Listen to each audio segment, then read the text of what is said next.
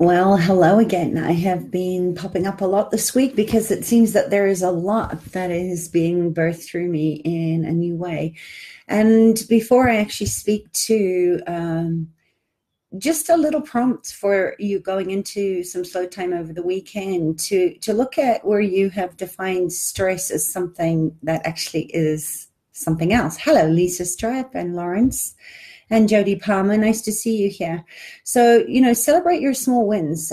Time is seems to be flying by, and time, as you know, is a construct, and yet we are so measured on our identification of self-worth and accomplishments and where we all fit in all of this time that it's coming up as something really confusing at the moment. And so celebrate your small wins and post one of them that's happening right now. And just remember, we're living in a world that's constantly bombarding us with stresses. That sort of first rung of Maslow's theory, which is survival, is really coming to the fore right now, where we're looking at, petrol going up and what's going to happen in your old age and all these crazy things on how am I going to, find my way through it. And we need to look at there's integration stress. And then there's also what we call evolutionary stress or developmental stress that's there to grow us. It's not something that we need to be in resistance to, and yet we're resisting so much. And, isn't stress very often a signpost for a related world? And how do you relate to a world that's gone crazy right now? Can we look at it as a signpost of our inability or ability to relate to the world in true belonging? I've been asking myself, is this stress a signpost for me to change and move out of my current situation to become something greater than I am before? And I've had a lot of clients asking the same questions this way. So if you start looking at, the sort of evolutionary or developmental process of this wish to belong and to become better, to make an impact in the world and how it's actually breaking our hearts, where we are feeling separate from the world, where we're not fitting in, and how do we belong in teams and communities and societies where we want meaningful relationships with others and we want to express our potential, we want to stretch our belief systems, we want to become inspired, and we want to contribute more than anything to something greater than what is already. So, how do we look at what is original intelligence and what is our divine essence, our true nature, our energetic blueprint? And I think it's important to look at how contorted and convoluted the language is, how limiting it can be to us when we say, oh, I'm so stressed, where we're looking at how we're using it as a divine frequency, a spelling into being, and the hidden aspects that are often underneath what we call stress that actually isn't. So big breath, and hi, Pierre, hi, Jennifer, hi, Debbie, hi, Tlatling. I hope I'm saying your name right. But let's have a look at this. What is evolutionary stress and what is shadow or integration stress, and how do they connect?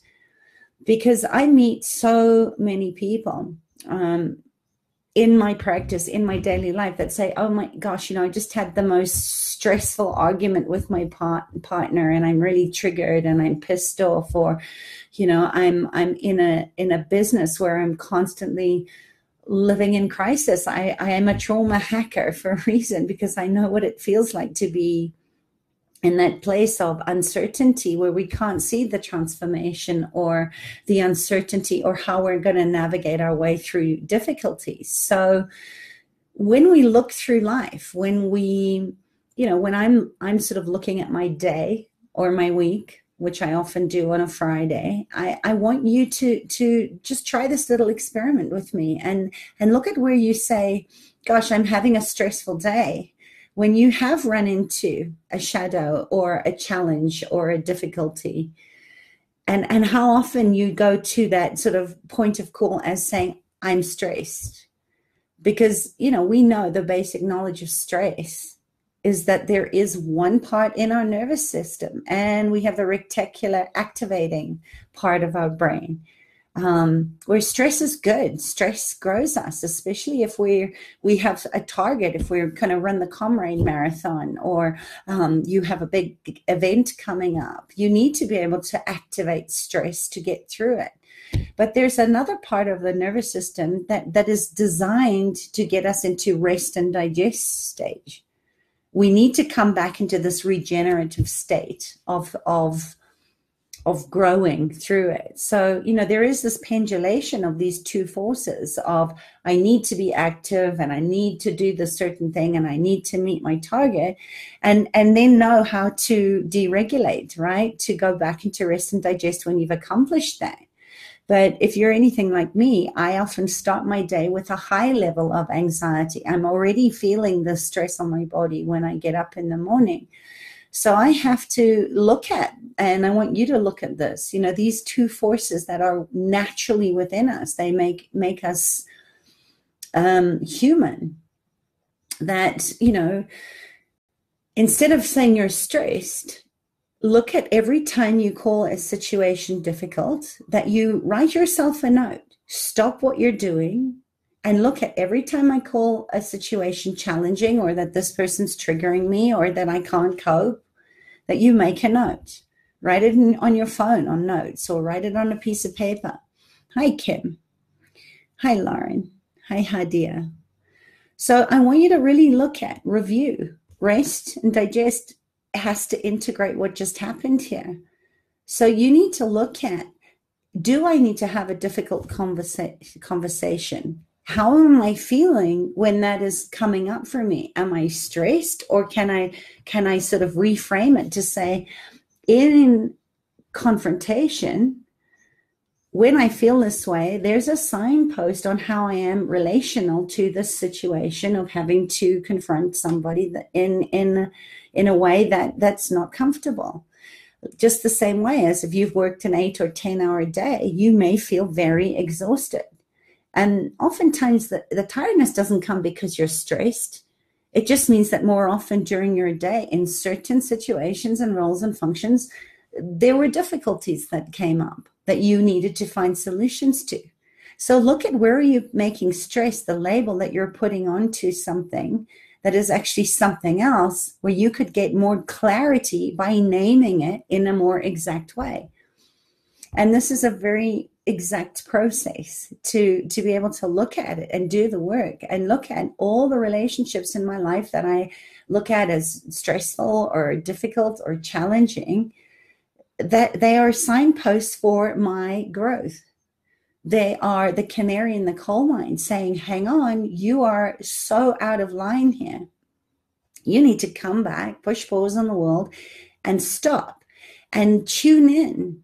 Be aware of, every time I am finding myself feeling difficult, that I make a note. Every time I feel drained or anxious, that I can go back and look at the notes that I made during the day, and then take a few moments to feel into the energy behind the words and revisit the situations. Get curious, right? Compassionate in your listening, to look at what happened to create this thought, feeling, or emotion. What was the signpost or the teaching that I received from that moment? And if you do this long enough, you will start rewiring your nervous system. It takes 40 days to rewire your nervous system. So it's about doing this consistently, because these thoughts are going to come in. We're creatures of habits, and we always go to what's familiar, regardless of whether it's good for us or comfortable for us or not. But when things get stressful, where can you grow from the fact that perhaps there's a part of you, especially in the integration of the shadow stress, that something hasn't been resolved in my past, right? Unresolved trauma. Maybe you go for a job interview and you feel stressed when you're actually excited, or maybe there is apprehension because you have a very strong demand on yourself that you need to show up in a certain way.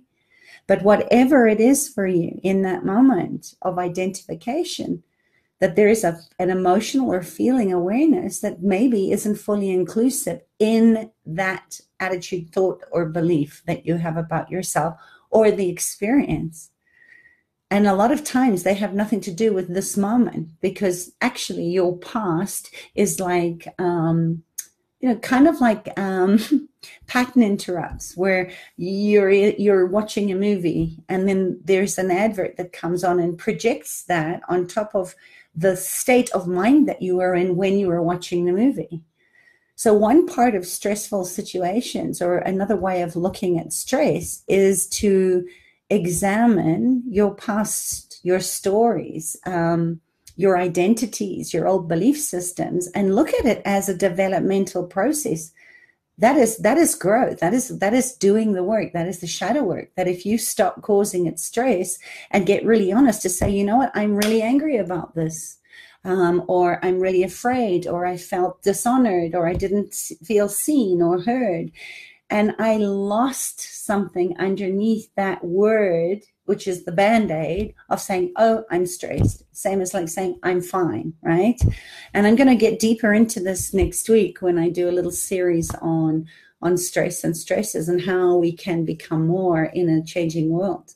But start looking at where you are putting your attention in your world. You know, how you do anything is how you do everything. So if you're focusing on stresses as something you need to resist, what you resist persists. Cliche as it is, it really is as simple as looking at all the trauma, drama, and emergencies that you keep creating because you're not listening to your intuitive knowing of what is underneath this, and getting to the root and pulling it out, but also remaining rooted into the essence and the true nature of you that is here for your personal growth, so that the universe can meet you there, right? That's what we all want. We all want to manifest more of our potential in the world. And we do need a certain practice.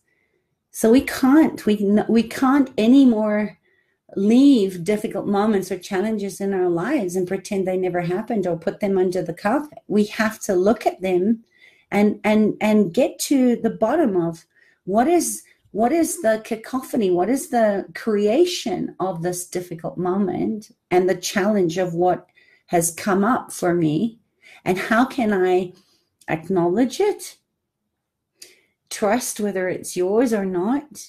Is this real? Is it mine? Is it someone else's? Is this an entity attachment? Is this a projection?